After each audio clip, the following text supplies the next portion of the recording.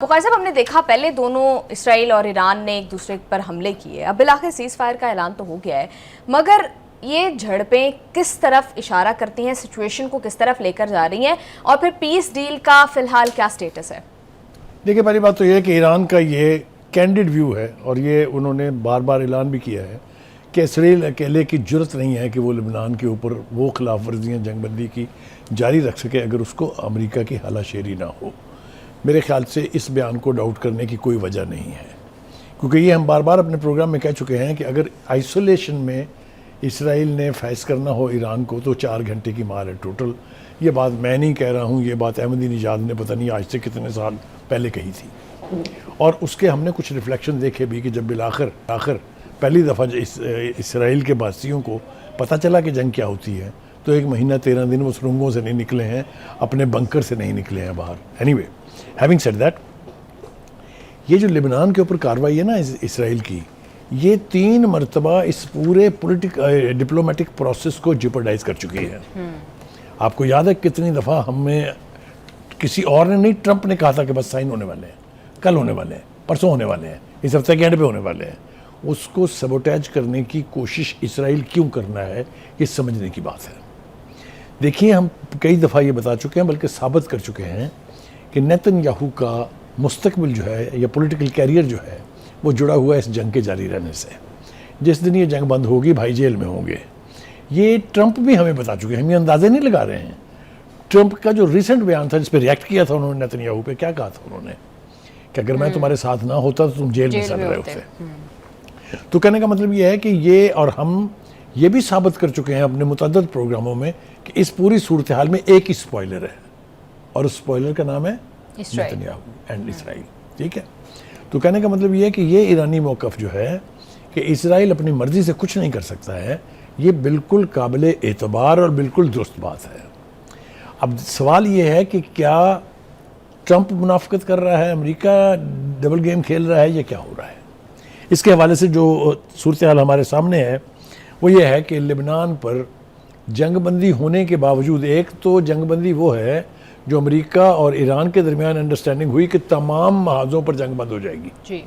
दूसरा, खुद अमेरिका ने ड्रामा किया कि जो लेबनान के प्रेसिडेंट हैं उनको वहाँ बुला के रोबियो की यानी सहूलतकारी के साथ वहाँ बाकायदा दो मरतबा जंगबंदी का ऐलान हुआ। दैट मीन इसराइल दरअसल इतना ही नहीं समझता, चाहे वो जंगबंदी अमेरिका और ईरान के बीच हो, चाहे वो इसराइल और लेबनान के बीच हो। तो कहने का मतलब ये है कि ये अब हमें कोई डाउट नहीं रहना चाहिए कि this gentleman called Netanyahu is a spoiler. Well, gentleman मैंने सरकास्टिकली कहा है, I hope you understand that. पहले मैं बहुत कुछ कहता रहा, मुझे बाद में लोग कहते हैं कि जी आप बड़ी रफ ज़बान इस्तेमाल करते हैं उसके बारे में। नाजायज़ औलाद, जब आप किसी को नाजायज़ औलाद कह देते हैं तो आपको पता ही है ना इसका मतलब क्या होता है। एनीवे, हैविंग सेड दैट, ये हुआ कि जो नई महाजराई खुली ईरान और इसराइल के बीच, उसमें ट्रंप साहब ने फिर अपना जिसको कहते हैं मदाखलत की और दोनों से कहा कि खुदा के लिए ये रोक दें आप, इसलिए कि हम तो पीर, मंगल या बुध को साइन करने वाले थे। यानी स्पेसिफिकली डेट्स दी हैं उन्होंने कि इन 3 में तो मुआहदा होने वाला था। किसने सबोटेज किया? इसराइल ने। अब देखें, होता यह है कि जब सूरत हाल को आप इस तरीके से बिगाड़ते हैं तो दूसरे प्लेयर भी बीच में आ जाते हैं। लिहाजा क्या हुआ, यमन कूद पड़ा ना इस जंग में, उसने मिसाइल दाग दी है ना आज। तो इसराइल को ये सोचना होगा कि अगर लेबनान से भी उस पर अटैक हो, यमन से भी अटैक हो, ईरान भी उसको पड़ जाए तो बनेगा क्या अगर अमेरिका इस जंग से बाहर रहता है तो। यही धमकी ट्रंप ने दी है नेतन्याहू को, which has worked to the extent कि इसराइल ने भी हमले रोकने का ऐलान कर दिया है। लेकिन जिस तरीके से आपने बीच में मेंशन किया, वो एक इसराइली टीवी है, उसने किसी इसराइली अहलकार के हवाले से कहा है कि जो मर्जी हो जाए जनाब, हमारी लेबनान के हवाले से जो पॉलिसी है उसमें कोई तब्दीली नहीं होने जा रही है। अब ये बड़मारी है, झकमारी है, अहमकाना बयान है, क्या है ये तो वक्त साबित करेगा। लेकिन ईरान ने ये कह दिया है कि अगर अब लेबनान पर हमले जारी रहे तो जवाब इससे भी ज़्यादा सख्त होगा। असल बात यह है कि वेस्टर्न मीडिया जो है ना, ये भी मैं तो इसको बिल्कुल ये कहने के लिए जा रहा हूँ, हरामी मीडिया है ये, इसलिए कि वो उधर की तस्वीर दिखाता ही नहीं है। यानी जो ईरान के मिसाइल गिरते हैं जो यमन के मिसाइल गिरते हैं, जो हिजबुल्लाह के मिसाइल गिरते हैं, वो कुछ तो करते होंगे या नहीं। लेकिन आप देख लें कि किसी भी मगरबी मीडिया से उनका कोई तबाहकारी आज तक नहीं दिखाई। 19 में से 11 अड्डों की बैंड बजा दी ईरान ने, और सोशल मीडिया के ऊपर आपने इमेजेस देख लिए होंगे। लेकिन वेस्टर्न मीडिया को या किसी मगरबी लीडर को कोई तौफीक नहीं हुई कि वो बताए कि ईरान ने भी काफ़ी नुकसान किया है उनका। एक बात ठीक है। दूसरी बात यह है कि अब मसला मुश्किल होता जा रहा है ट्रंप के लिए। The dam if you do and the dam if you don't. अगर वो इस जंग को जारी रखते हैं तो घर में भी जूतियां पड़ रही हैं और बाहर तो पड़ी रही हैं। दूसरी बात यह है कि वो जो सो कॉल्ड 8, मैं सो कॉल्ड कह रहा हूँ, माफ़ी चाहता हूँ क्योंकि पाकिस्तान भी शामिल है उनमें, वो जो पीस बोर्ड के 8 मेंबर हैं मुसलमान, कहाँ हैं वो? What are they doing?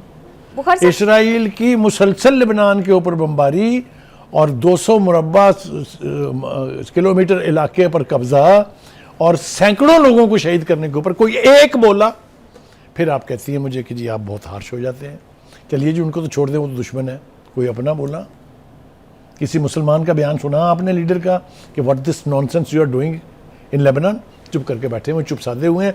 इस चुप की वजह से इसराइल जो है, वरना इसकी मजाल नहीं थी कि ये पंजाबी ज़बान में शुरू करते कि कुसक जाता है इस इलाके में। ठीक है। बुखारी साहब, माजी में हमने देखा कि जो जून 2025 में जंग हुई, उसके 12 रोज़ा जंग, उसके अंदर भी यही हुआ कि इसराइल ने इनिशिएट किए attacks and later on America बराह रास्त उसका पार्ट बना।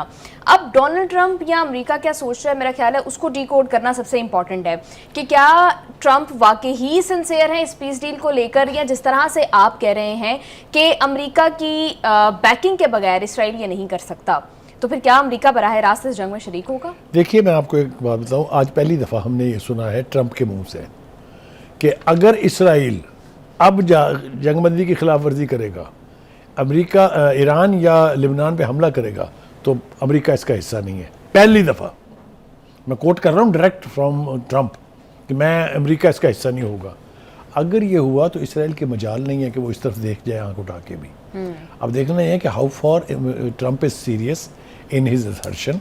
लेकिन जैसा हम बहुत अरसे से कह रहे हैं कि अमेरिका को ऐन रवायत के मुताबिक जो माजी में उसने जंगें लड़ी हैं, उसको फिर एक मरतबा सेफ एग्जिट और फेस सेविंग चाहिए।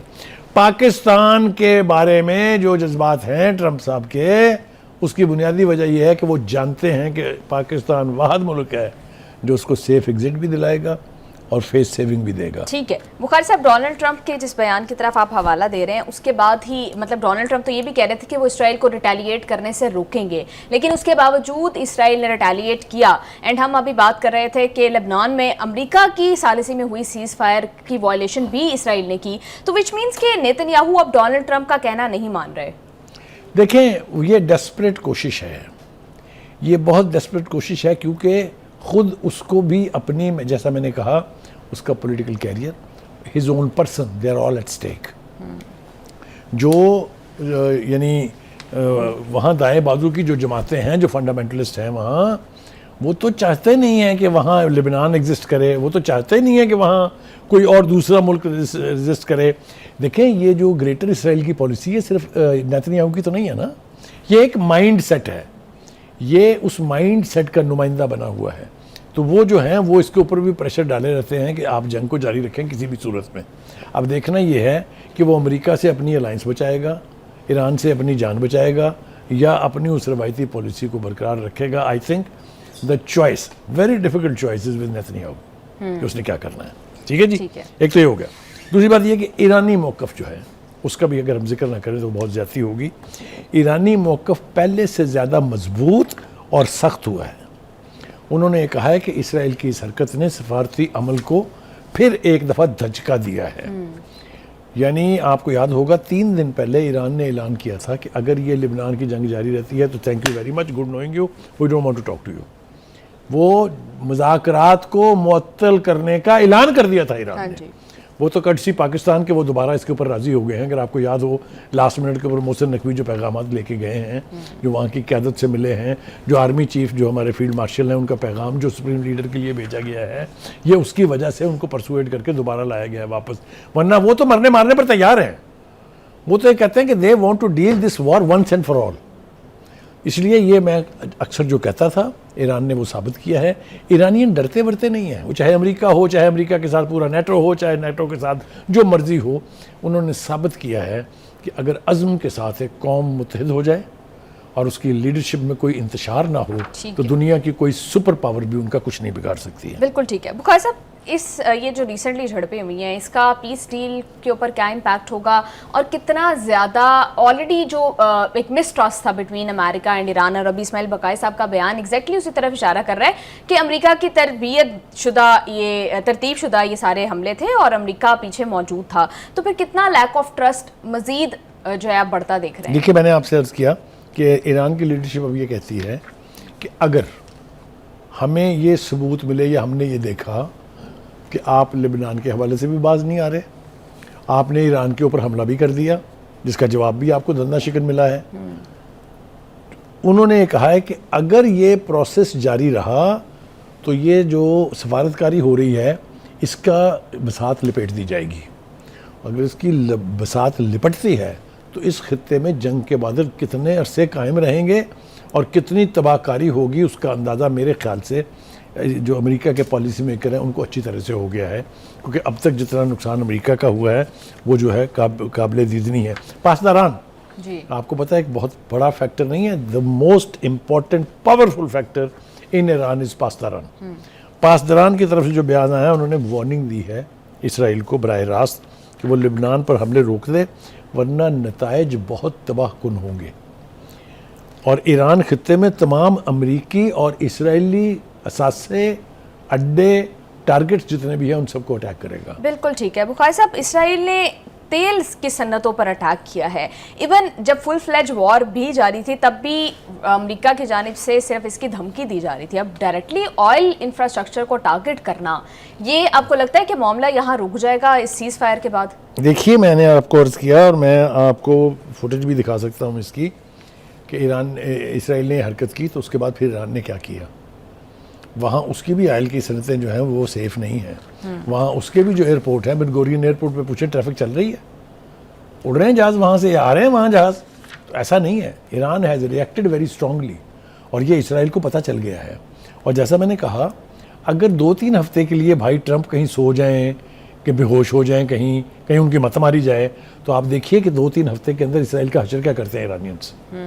तो ये मैं आपको फिर कह रहा हूँ कि ये बात अमेरिका को भी बावर करनी चाहिए कि जो भी सकत है इसराइल में, जो भी हिम्मत है, जो असला बारूद है, वो सारा आपकी मेहरबानी से है, वरना उसकी इतनी हिम्मत नहीं है। आप देखें ना वहाँ क्या हो रहा है। वहाँ तो अब वो नौजवान जो हैं इसराइल में, वो फ़ौज में भर्ती होने के लिए तैयार नहीं है, इसलिए कि उन्होंने देख लिया कि क्या हाल हो रहा है वहाँ पर, क्या खूंखारी उनको करनी पड़ रही है और किन किस्म के हालात का उनको सामना है। तो कहने का मतलब ये है। और वो जो ऑर्थोडॉक्स यहूदीज़ हैं, उन्होंने तो फतवा जारी कर दिया, उन्होंने तो हुक्म दे दिया है कि उनके फॉलोअर्स में से कोई आदमी फ़ौज में नहीं जाएगा। All said and done, militarily देख लें या आप डिप्लोमेटिकली देख लें, आई थिंक इफ़ इस वॉर का कोई कंक्लूजन निकालना है तो Iran has one against A super power and against A mini super power called Israel. ठीक है। जहाँ तक डिप्लोमेसी का ताल्लुक है, आपने देखा उसमें भी ईरान की कमिटमेंट, ईरान की पोजीशन, ईरान का अंदाज़े सहूलत यानी डिप्लोमेसी, सफारतकारी, वो जो है that's all enviable. I totally agree with you Bukhari साहब। अच्छा, हम देख रहे हैं कि आपने भी इस तरफ इशारा भी किया था कि यमनी हौसीज जो हैं वो भी अब इस जंग में बराह रास्त शरीक होते दिखाई दे रहे हैं। बुखारी साहब, उनकी जानिब से बहिरा अहमर में इसराइल की जानिब से जो भी बहरी आमदोरफ्त है उस पर मुकम्मल तौर पर पाबंदी लगा दी गई है। कितनी बड़ी डेंजर साइन है ये इसराइल के लिए? अभी तक तो ये रिस्ट्रिक्टेड है only towards the Israeli trade and Israeli ships. पहले भी आपको याद है हमने बताया था ये, और ईरान ने इसका ऐलान किया था कि अभी तो सिर्फ हमने आबना हुर्मज बंद की है। अगर बाबुल मंदब और ये बहरा अहमर ये बंद हुआ तो दुनिया का क्या हाल होगा। दुनिया इसीलिए परेशान है, इसीलिए दुनिया में कोई अब अमेरिका का साथ देने के लिए तैयार नहीं है, ना ही कोई इसराइल का साथ तैयार है। सो मच सो वो जो अरब बुड़बुड़ाया करते थे, आपने देखा है वो बुड़बुड़ भी काफ़ी हद तक बंद है। वो यम यम यम यम जो करते थे ना, वो भी अब इसराइल और अमेरिका को की सफारतकारी में कोई मदद करने के लिए तैयार नहीं है। बिल्कुल ठीक है बुखारी साहब। अब all womens are obviously not good, जिस तरह के साइंस हम देख रहे हैं ये कोई अच्छे वुमेन तो नहीं है। तो क्या आपको लग रहा है कि बात यहाँ थम जाएगी या पीस डील अब भी पॉसिबल है? और चाइना की जानिब से भी कहा जा रहा है कि दोनों जो है वो फरीक तहम्मुल का मुजाहरा करें। आपको लग रहा है कि इसराइल तहम्मुल का मुजाहरा करेगा? और देखिए, इसराइल को रोकेगा अमेरिका, इसराइल को नेतन्याहू रोकेगा। मेरा ख्याल ये है कि वो जो एप्स्टीन फाइल की बात हम करते थे ना कि वो तोते में जान है और वो तोता जो है वो किसके हाथ में है, मेरे ख्याल से उन ट्रंप को भी ये बावर करा दिया गया है कि आपको इससे डरने की ज़रूरत नहीं है, ये आप भूल जाए, हम इसको मैनेज कर लेंगे, आप इस जंग को समेटने की कोशिश करें। देखिए सायरा, आप ये याद रखिए, ये पहली दफ़ा है तारीख़ में अमेरिका की कि प्रेसिडेंट के किसी जंग के फैसले में किसी ने भी माजी में जंग जो है वो कांग्रेस से इजाज़त लेके नहीं लड़ी थी। सब प्रेसिडेंट इसी तरह करते हैं, सब प्रेसिडेंट को जूत पड़े पूरी दुनिया की तारीख में। मैंने आपको गिनवा के बताया है कि क्या हाल हुआ है। तो ये चूंकि जंग में कूद पड़ते हैं बगैर किसी एग्जिट स्ट्रेटजी के, लिहाजा जूत खा के वहाँ से भागना इनकी किस्मत में है। चाहे वो अफगानिस्तान है, चाहे वो इराक है, चाहे वो वियतनाम है, चाहे वो जापान था, चाहे वो कोरिया था, चाहे मैं गिनवाने लगूँ आपको तो दर्जनों है। And having said this, America के डोनाल्ड ट्रंप को ये बात अब समझ में आ गई है कि इस जंग से ग्रेसफुल तरीके से सेफ एग्जिट लेनी है, जिसके लिए पाकिस्तान के तराने गा के उन्होंने हमें कहाँ से कहाँ पहुँचा दिया। आप देखिए, किसी अमेरिकन प्रेसिडेंट के दिल में इतना दर्द था पाकिस्तान का, चूंकि उनको पता है कि पाकिस्तान वाहिद मुल्क है जो ईरान से अपनी बात मनवा भी सकता है, उनको कन्विंस भी कर सकता है, इसलिए हमारे तराने गाए जा रहे हैं अपने फ़ायदे में। हम पर कोई एहसान नहीं है, ये मैं तो एहसान मानने के लिए तैयार नहीं हूँ। बिल्कुल ठीक है बुखारी साहब। और अब तो डोनाल्ड ट्रंप वाकई संजीदा लग भी रहे हैं डील के लिए, क्योंकि वो कह रहे हैं कि जो भी डील होगी वो नेतन्याहू को माननी पड़ेगी। मशरिक़ वस्ता की क्या सूरत हाल है, वो बुखारी साहब का तज्ज़िया आपने उस पर जाना।